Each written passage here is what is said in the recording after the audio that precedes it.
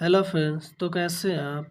दोस्तों, आज हम आपके लिए 12th के स्टूडेंट के लिए सेंट्रल आइडिया लेके आए हैं। Character of A happy life poem का जो है। तो दोस्तों, आप इस तरीके से अगर सेंट्रल आइडिया लिखते हैं तो पेपर में जो है आपके एक भी नंबर कटने वाले नहीं है दोस्तों। तो आइए देखते हैं। अकॉर्डिंग टू सर हेनरी वाटन, दोस्तों इसके जो पोएट हैं इस पोएम के, वो जो है हेनरी वाटन है। तो हम इस प्रकार लिखना स्टार्ट करते हैं यहाँ से। According to sir Henry Wotton के अनुसार, ए मैन इज हैप्पी, वही व्यक्ति सुखी है या खुश है या प्रसन्न है, if he is not subject to others will, जो दूसरों की इच्छाओं के अधीन नहीं है। Such a man is independent, और इस प्रकार का व्यक्ति स्वतंत्र रहता है। ट्रूथफुल, सच्चा होता है। एंड ऑनेस्ट, और ईमानदार भी होता है। He is not a slave to his passions, और वह अपनी इच्छाओं के कभी भी गुलाम नहीं होते। ही is not afraid of death, और वह मृत्यु से भी नहीं डरते। और पब्लिक क्रिटिसिज्म, और संसार की आलोचनाओं से या लोगों की आलोचनाओं से भी नहीं डरते। He is free from worldly anxieties, वह स्वतंत्र रहता है संसार के वह वह स्वतंत्र रहता है वह स्वतंत्र रहता है सांसारिक चिंताओं से, एंडिविल्स, और बुराइयों से, और ईर्ष्याओं से, और घृणाओं से, और क्रोध से। मतलब इस प्रकार का जो व्यक्ति होता है वह सांसारिक आलोचनाओं से, बुराइयों से, ईर्ष्याओं से, घृणाओं से और क्रोध से भी स्वतंत्र रहता है। मतलब उसके पास ये सब होते ही नहीं है, वह एक सिंपल व्यक्ति होता है। He is very careful of the flutters and rumours, वह अपने मन की आवाज़ को सुनता है तथा चापलूसों अफवाहों से केयरफुल, सावधान रहता है। ही प्रेज टू गॉड, वह ईश्वर से प्रार्थना करता है डेली, प्रतिदिन। फॉर हिज ब्लेसिंग, उनका आशीर्वाद पाने के लिए। And not for worldly things, और ना कि सांसारिक वस्तुओं को पाने के लिए उनसे प्रार्थना करता है। ही हैज सेल्फ कंट्रोल, उसका स्वयं पे नियंत्रण होता है। एंड इज सेटिस्फाइड, और वह संतुष्ट रहता है। एंड इज सेटिस्फाइड, और वही व्यक्ति संतुष्ट रहता है। विथ व्हाट ही हैज, जो सब उसके पास रहता है वह उतने में ही संतुष्ट रहता है। अब दोस्तों यहाँ पे हम आइए देखते हैं ट्रू ब्यूटी। पोएम का नाम तो आपने सुना ही होगा। इसके जो पोएट हैं वह थॉमस कैरिव हैं। कितनी अच्छी पोएम इन्होंने लिखी है physical beauty and spiritual beauty पे। तो दोस्तों आइए हम देखते हैं इनकी पोएम का जो सेंट्रल आइडिया किस प्रकार लिखेंगे। तो यहाँ से लिखना स्टार्ट करते हैं। इन दिस पोएम, इस कविता में the poet glorifies spiritual beauty and condemns physical beauty.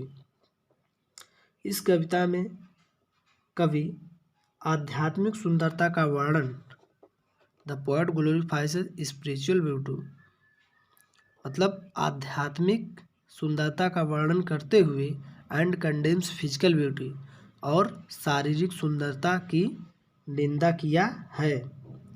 He says that, वह कहता है, physical beauty is very short, जो शारीरिक सुंदरता है वह बहुत छोटी होती है, अर्थात बहुत कम समय के लिए होती है।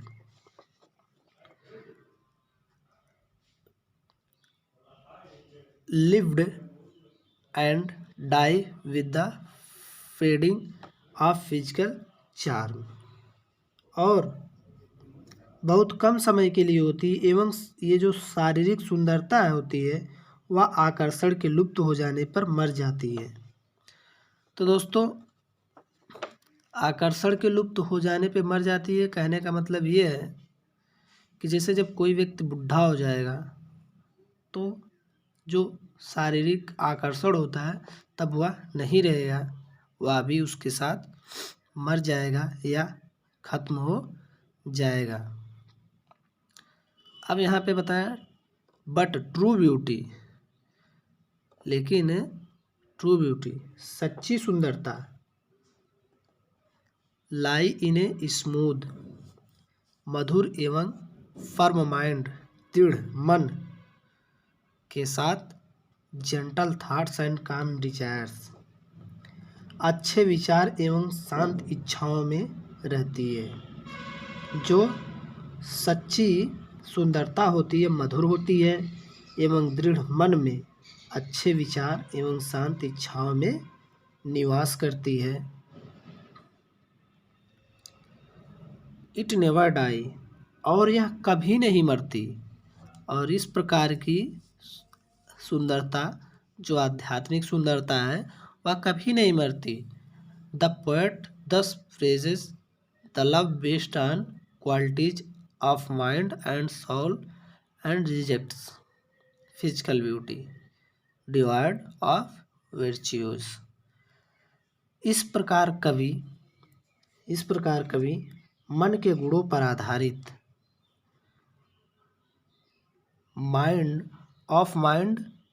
ऑन लव बेस्ड ऑन इस प्रकार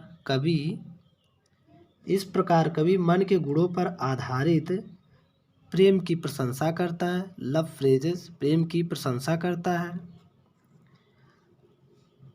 एंड और गुण रहित शारीरिक सौंदर्य का त्याग करता है and reject physical beauty devoid of virtues और गुण रहित शारीरिक सौंदर्य का त्याग करता है। तो दोस्तों यहाँ हम आपको कुछ और बताने वाले हैं। जैसा कि दोस्तों आपको पता ही है, आप लोग एग्जाम में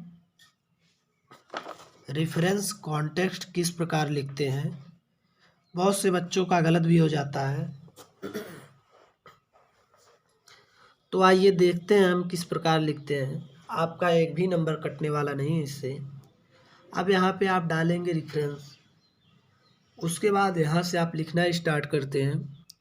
these lines have been taken from a lesson, उसके बाद डबल इन्वर्टेड कामा लगाएंगे। उसके बाद a girl with a basket लिखना स्टार्ट, लेसन का नाम लिखेंगे।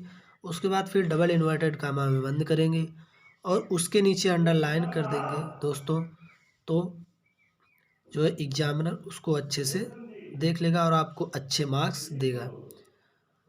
उसके बाद written by William C Douglas, जो राइटर है उसके नीचे भी अंडरलाइन कर देंगे तो बहुत अच्छा रहेगा। और यहाँ पे देखिए कॉन्टेक्स्ट जो होता है वो आप इस प्रकार से लिखें, the writer describes here that, आगे जो आपका टॉपिक रहेगा वह लिख सकते हैं।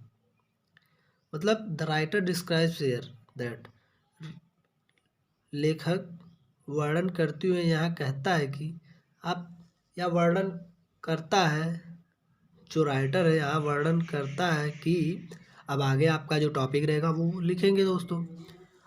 और आप पोएट्री में कैसे लिखेंगे, दीज पोएटिक लाइन्स, अब यहाँ पे चेंज कर देंगे, these poetic lines have been taken from the poem true beauty, double inverted comma में लिखेंगे। उसके बाद यहाँ पे लिखेंगे कंपोज्ड बाय थॉमस कैरियो। तो दोस्तों इस प्रकार आप लिखेंगे और आपको बोर्ड में एग्ज़ाम में अच्छे मार्क्स मिलेंगे।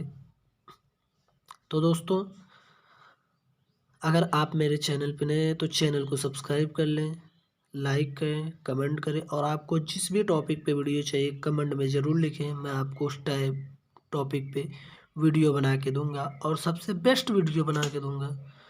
तो दोस्तों गुड बाय।